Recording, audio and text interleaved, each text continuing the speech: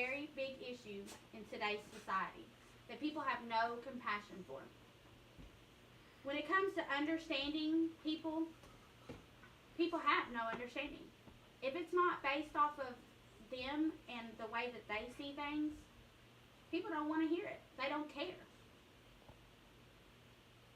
We need people to be more empathetic and validation towards this mental illness issue because it is going worldwide. More and more people are coming up every day with mental illnesses. Don't compare yourself to them. Don't ask them, why can't you just snap out of it? Come on, get up.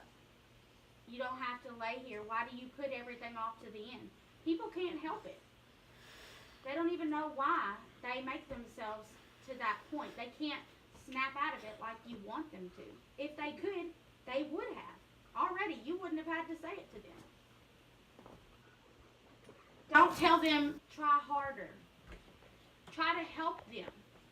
Try to be, like I said, more compassionate, more understanding. They can't help this. They deal with a lot of mixed emotions that come with the mental illness part of this. When it comes to dealing with somebody who has mental illness, when you're wanting to learn and understand, you got to learn the symptoms.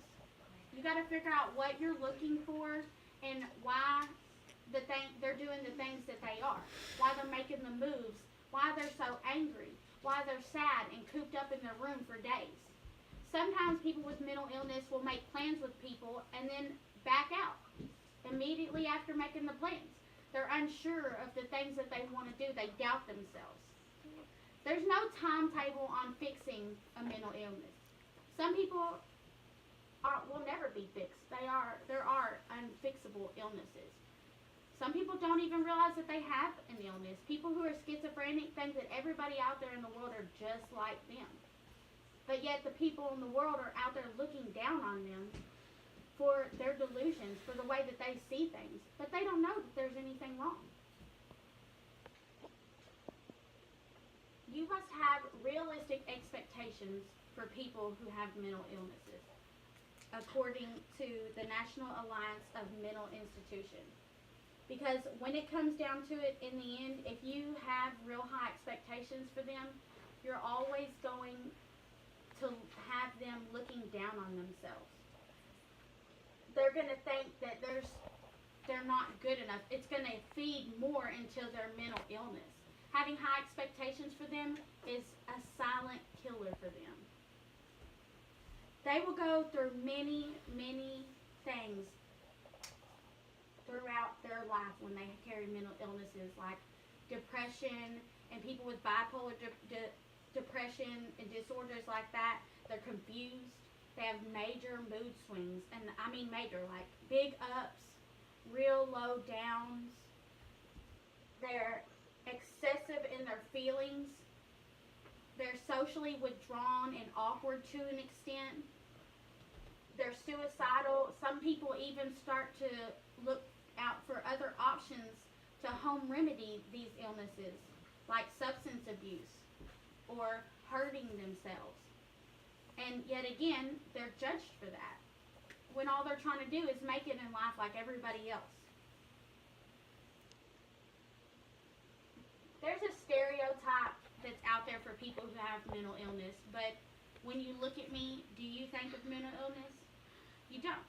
I look like a normal person, but deep down on the inside, I suffer from bipolar depression. The people who love me the most are the ones that suffer outside of myself. And people, when they see me, I'm happy, I'm giggly, there's nothing that's wrong with me. You'd never think that a person like me on the inside is freaking out, screaming, trying to figure out why it's like this. Why 2 weeks ago Judy said something to me that is now hurting my feelings.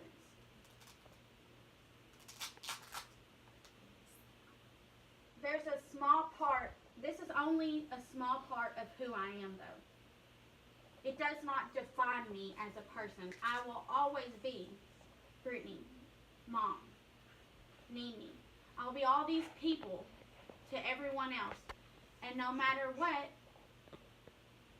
people don't understand that.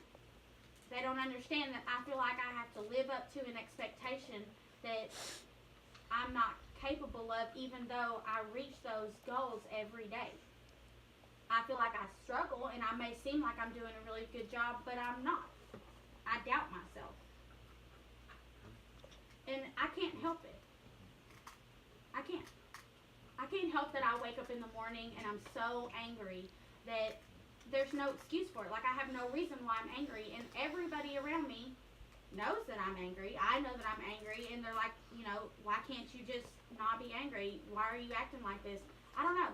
I don't know why I'm acting like this. I feel this way. This is how I feel. And I don't feel like it's fair that I'm judged for that. And I tried to go get help. It was $170 for every psychologist visit that I went to. It is very expensive. I feel like when it comes down to having mental illnesses, people should be more compassionate about how expensive it is to get help when you're sick in the head.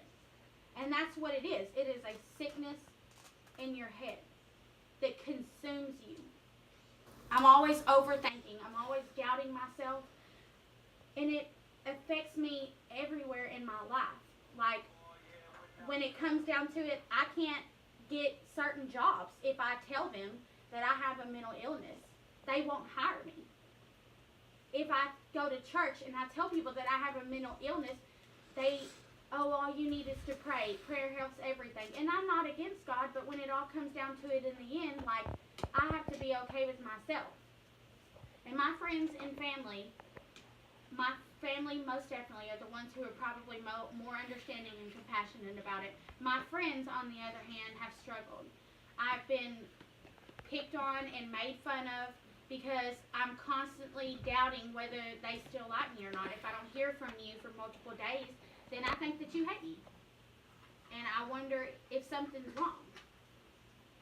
Overall, I feel as though if people could get a better understanding, if they could walk one day in my shoes, not even in my shoes, just in my head, if they could spend one day in my head, they would understand more why the world needs to grasp on to helping us instead of hurting us and judging us. Thank you.